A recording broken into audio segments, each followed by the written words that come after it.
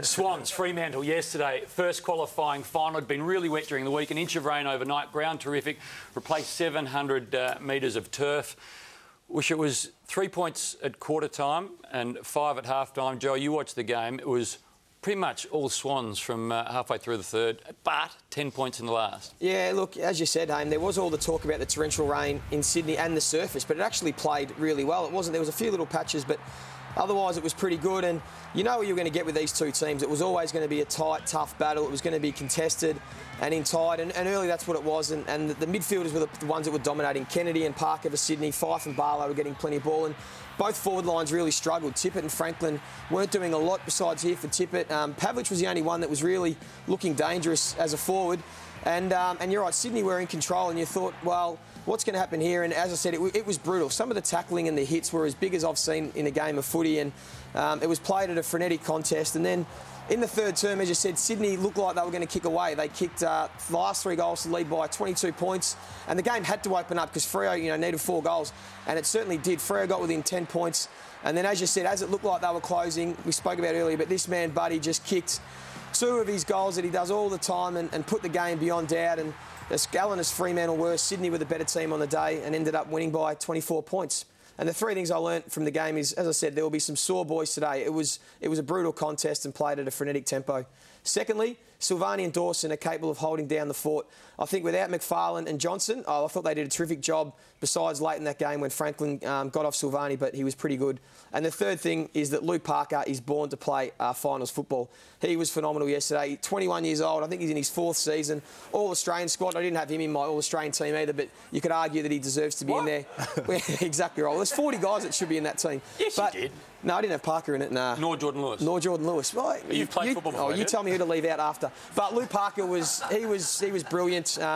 Josh Kennedy probably wasn't as influential as he's been for most season, but he stepped up and he was terrific. Jordan's on the text again. That's good. Yeah, and Nick Smith, an outstanding game, really.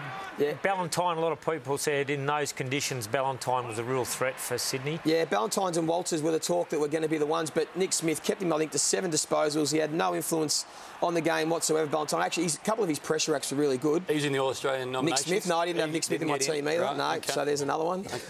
Great line on Nick Smith yesterday. Malcolm Knox wrote in the paper. He said, you don't see much of him during a game, but you see less of his direct opponent. Yeah, and that was the case yesterday. Ballantyne, who's so important to Fremantle, just couldn't get off the leash and had no influence. And what about, you spoke about the Silvani-Franklin matchup. How did you see that? I know you said the first 3 quarters it looked like Silvani held him pretty well, but... Yeah, he did a really good job. He didn't have a lot of the ball, Silvani, but Franklin was pretty well had. Some of his tackling was phenomenal. Fremantle too, though, to their credit, as Ross Lyon likes to do, had Gibson playing in front of Franklin as well, because they needed a bit of help double teaming him.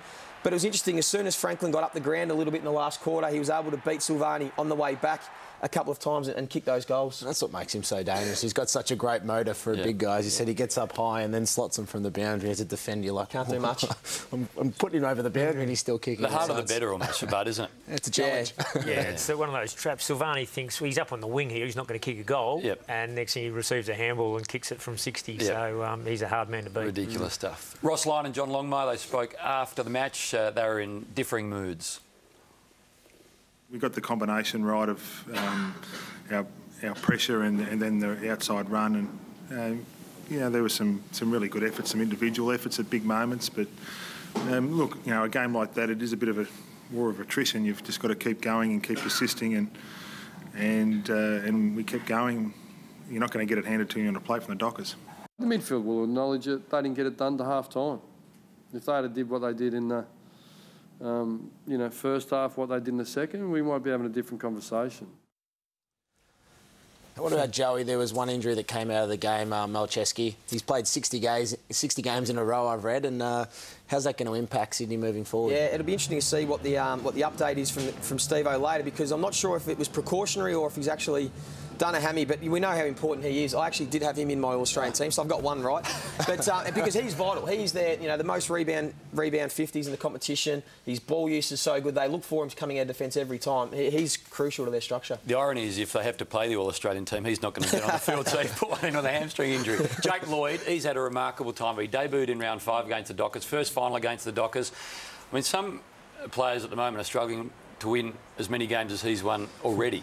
Yeah, and he looks so composed when he's got the ball for such a young fella. As you said, he in these finals games, he's just one touch, so clean, and really makes good decisions with the footy. Tom Scully has had a grind wherever he's played. Some people, Joel Seward, Trav Vark, on these guys, slide into sides that just win.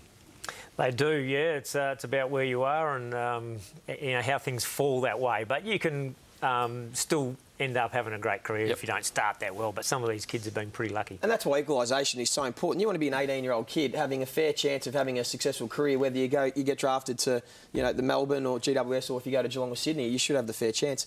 I want to ask you, Woosha, Adam Goodes yesterday was pretty well held. I want to know your thoughts. Do you think he should go on next year? Yeah, it's really, this is a big one.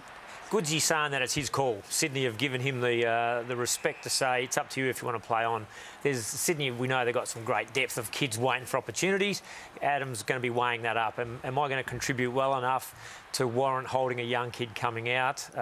His desire, if his body's feeling good, will be to play on. But I wonder if a premiership impacts that.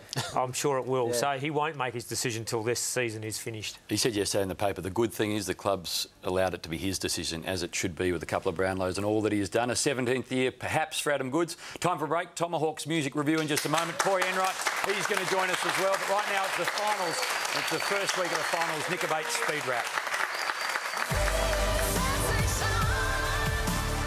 Ball, the Worsfold bullet. Bruce almost blew up alone. Snaps. Oh, wonderful. Down towards the vacant square. Grundy. No, Pavlich first. Bell Chambers pushes.